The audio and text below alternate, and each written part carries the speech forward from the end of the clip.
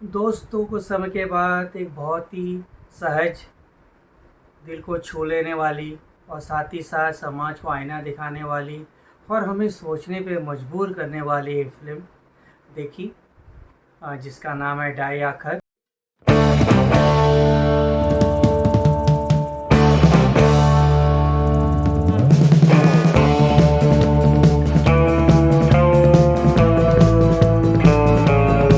जो शुक्रवार को फ्राइडे को 22 नवंबर को रिलीज़ होगी। मृणाल कुलकर्णी ने इसमें मुख्य भूमिका निभाई है। प्रवीण अरोरा ने इसे डायरेक्ट किया है और ये फिल्म अमरदीप सिंह की कहानी तीर्थाटन के बाद पर आधारित है। दोस्तों, हमारे समाज में जो ये झूठा पुरुषार्थ जो चलता है, जहाँ पे सदियों से एक विवाहित जीवन में औरत के ऊपर जो अत्याचार होता है, जो उसको पीड़ा सहन करती है, उस पर एक पति होने के बहाने जो पुरुष उस पर अत्याचार करते हैं और उसे शारीरिक और मानसिक जो तकलीफ़ देते हैं और उसकी अपनी अपनी अपनी हर इच्छा जायज़ नाजायज़ उससे पूरी करवाते हैं, ज़बरदस्ती पूरी करवाते हैं। फिर वो जिस्मानी रिश्ता भी उनसे ज़बरदस्ती रखते हैं। इन सारी चीज़ों को जिसे डोमेस्टिक वायलेंस कहा जाता है, डोमेस्टिक अब्यूज़ कहा जाता है, इस दुखद और परेशान करने वाली सत्य को ये फ़िल्म हमारे सामने लाती है। लेकिन जिस तरह से ढाई आखर ने इस सब्जेक्ट को हमारे सामने रखा है, वो उसमें कोई हाई ड्रामा नहीं है। उसके अंदर एक बहुत ही सतह तरीके से, रियल तरीके से, बहुत ही सेंसिबली इसको हैंडल किया गया है। ढाई आखर कहानी है 1985 की, इसकी सेटिंग है। ये कहानी है एक औरत की जिसका नाम हर्षिता है। उसकी लखनपुर में वो रहती है, यूपी में, और उसकी शादी हुई है और उनके जो पति हैं वो उन पे अत्याचार करते हैं, उन्हें टॉर्चर करते हैं, उनको अपनी घर में बंदी बना के ऑलमोस्ट रखते हैं। वो कहीं बाहर नहीं जा सकती, किसी गैर मर्द से बात करती है तो उन्हें शक होता है। इस मेंटेलिटी वो रखते हैं और उनको हमेशा अपनी दासी और मुझसे कहते हैं कि तुम धर्म है कि अपने पति की सेवा करना, उसकी हर इच्छा को मारना। हर्षिता ये सारे पीड़ा, दुख, दर्द सहन करते करते अपनी ज़िंदगी बिता रही है। एक दिन अचानक उनके पति की मृत्यु हो जाती है एक एक्सीडेंट में, और उनके जो बेटे हैं, उनके 2 बेटे हैं, और वो उनको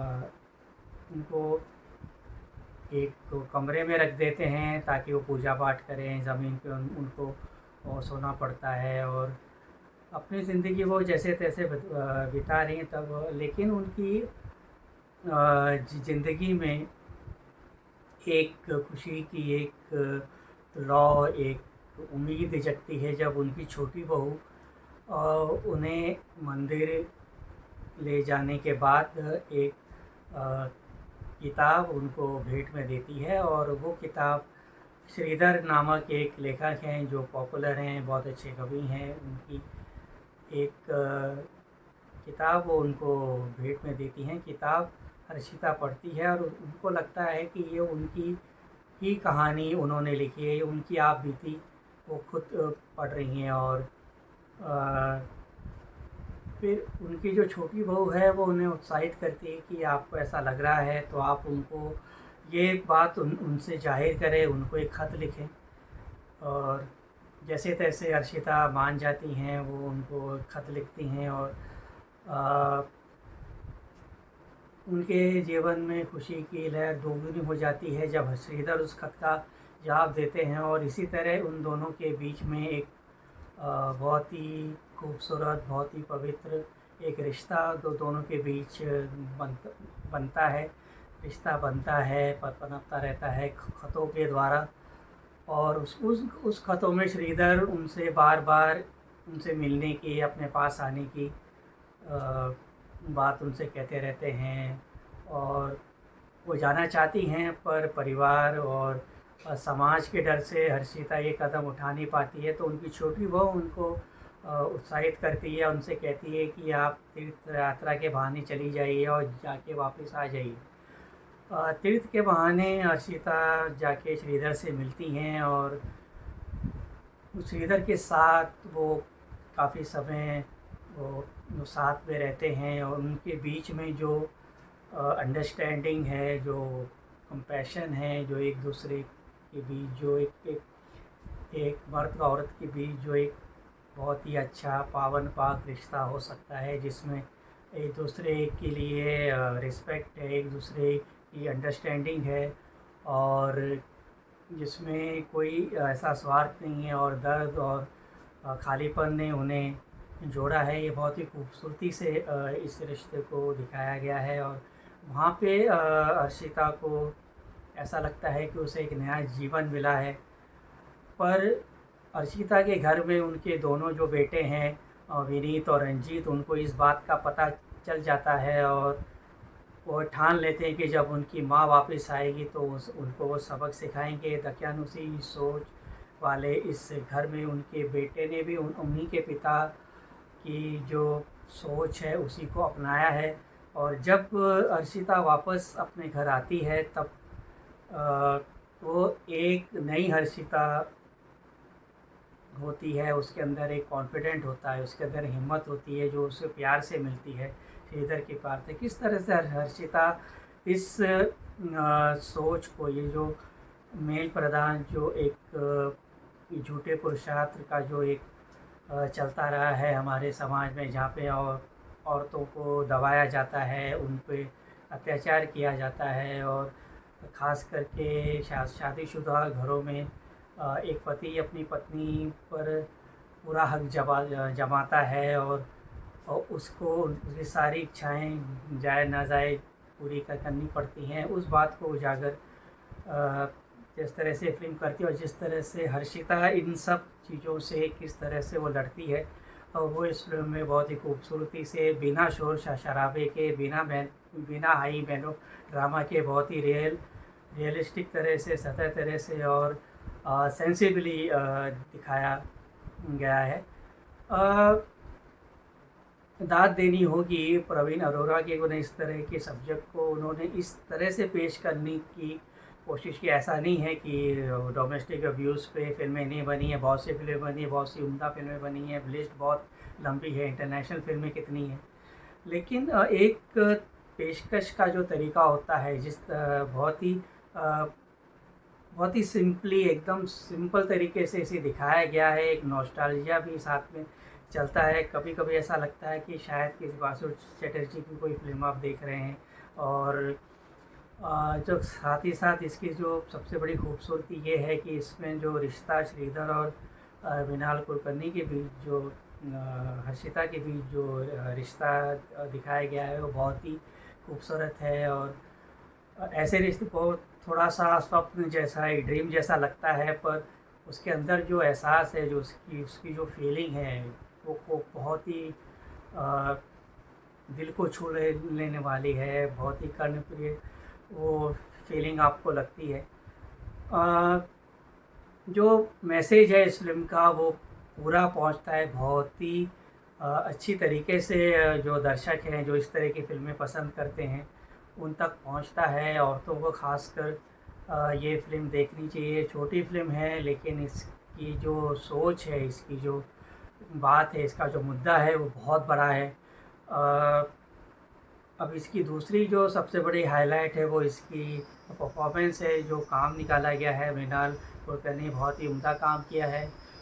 वो एक मंजूरी कलाकार हैं, मगर यहाँ पे जिस तरह से अर्शिता के कैरेक्टर को उन्होंने अपने अंदर ढाला है, शुरुआत में वो एक सहमी सी डरी हुई रहती हैं, धीरे धीरे किस तरह से वो श्रीधर के से जब मिलती हैं और उनसे संपर्क में आने के बाद किस तरह से उनका एक कैरेक्टर उनका चेंज होता है, कैसे उनके अंदर कॉन्फिडेंस आता है, किस तरह से वो फिर उनके बोलने में और थोड़ा चलने वलने के ढंगे में वो साफ दिखाई देता है। बहुत ही अच्छे तरीके से अपना उन्होंने किरदार पेश किया है। हरीश खन्ना जो श्रीधर के भूमिका निभा रहे हैं, बहुत ही बहुत ही सब्टल और बहुत ही जेंटलमैन तरीके से उन्होंने अपने किरदार को सामने रखा है और बहुत ही अच्छे से उन्होंने अपने किरदार को निभाया है। पूरे right in the scene of the character वो दिखाई देते हैं right from the first frame. अगर आपने 12th फेल देखी होगी तो ये वही हरीश खन्ना हैं जो विक्रांत मैसी के फादर का रोल जिन्होंने किया था। जिन्होंने सोनी लिव पे अगर महारानी देखी है तो वो जो एक लेफ्टिस्ट जो नेता है, जो लाल सलाम वाले जो नेता हैं, ये वही कलाकार हैं। तो इस तरह के जो एक्टर होते हैं वो हर रोल में किस तरह से ढल जाते हैं, ये एक बहुत बड़ा उदाहरण है। साथ ही साथ और जो कलाकार हैं उन्होंने भी काफ़ी अच्छा इसके अंदर अपना योगदान दिया है। इसकी एक जगह जो है, जो फिल्म अपनी पूरी जिस जिस जिस धारा में बह रही है, जिस फ्लो में चल रही है, उसमें अचानक से कुछ ऐसी चीज़ें ही जो मुझे अटपटी लगी काफ़ी। उसमें एक चीज़ ये थी कि जिस मेंटेलिटी के उनके पति हैं हर्षिता के, वो क्यों अपना जो उनका जो घर है वो अपनी बीवी के नाम ही रहने देंगे, अपने बच्चों अपने बच्चों के नाम लड़कों के नाम नहीं करेंगे जो कि काफ़ी बड़े हो चुके हैं और वो उसमें से दोनों शादीशुदा भी हैं। और क्यों एक बैंक अकाउंट भी उन्होंने खोल के रखा है जिसमें उनकी वाइफ और हर्षिता जॉइंट अकाउंट होल्डर हैं उस खाते के। अब ये चीज़ एक पॉइंट आता है फिल्म में, जब ये चीज़ हर्षिता को एक्स्ट्रा स्ट्रेंथ और ताकत घर के अंदर देती है। हाँ, ये बात अलग है कि उसको जो असली जो उसके अंदर जो जज्बा जो जीने का और रहने का और जो सब पैदा हुआ है वो श्रीधर के साथ रह के पैदा हुआ है। पर ये चीज़ मुझे थोड़ी सी खली अटपटी लगी, मेल नहीं खा रही थी। लेकिन ओवरऑल हर चीज़ को अगर आप देखें तो ये बहुत ही साफ़ सुथरी, बहुत ही सिंपल और बहुत ही सहज, और लेकिन इतनी सारी सिंप्लिसिटी में, इतनी सारी सहजता में जो बात जो उनको कहनी है, ना ही ये समाज का आईना हमारे सामने रखती है, पर साथ ही साथ वो जो आईना है वो हमसे पुकार के कहता है कि हमें बदलना है, हमें ये चेंज चाहिए। और ये खूबसूरती है जो हमको सोचने पे भी मजबूर करती है। ये सारी बातें हर आम फिल्म में हर फिल्म में देखने नहीं मिलती हैं। इस फिल्म में ये चीज़ देखने मिली है, जो चीज़ है जो आपके दिल को भी छूती है, आपके सोच विचार पे भी असर करती है। इन सारी खूबियों के कारण मैं इस फिल्म को दूंगा 4 स्टार। डिज़र्व करती है फिल्म, और ये फिल्म डिज़र्व करती है काफ़ी लोगों तक पहुंचना। जिस तरह से एक शादीशुदा ज़िंदगी में या कहें कि पूरे समाज में जो औरतों पे अत्याचार होते रहे हैं, ये जो मेल डोमिनेटेड जो मेंटेलिटी है, जो हमारे समाज की पैट्रियार्ची, या जिसे इंग्लिश में कहा जाता है एक झूठा पुरुषार्थ, जो साबित करने के लिए क्या क्या नियम कानून जो बनाए जाते हैं, बनाए गए हैं हमारे समाज में, उसको ये जवाब देती है अपनी तरह से। ये फिल्म आप देखें और देख के हमें बताएं कि आपको ढाई आखर कैसी लगी। और हमारा चैनल अभी तक फॉलो नहीं किया है तो हमारा चैनल फॉलो करें। तब तक के लिए मैं आपका विशाल वर्मा आपसे इजाज़त चाहूँगा। फिर मिलेंगे अगली वीडियो में। तब तक के लिए खुश रहें, आबाद रहें, अपना ख्याल रखें और अपने लोगों का ख्याल रखें। Thank you.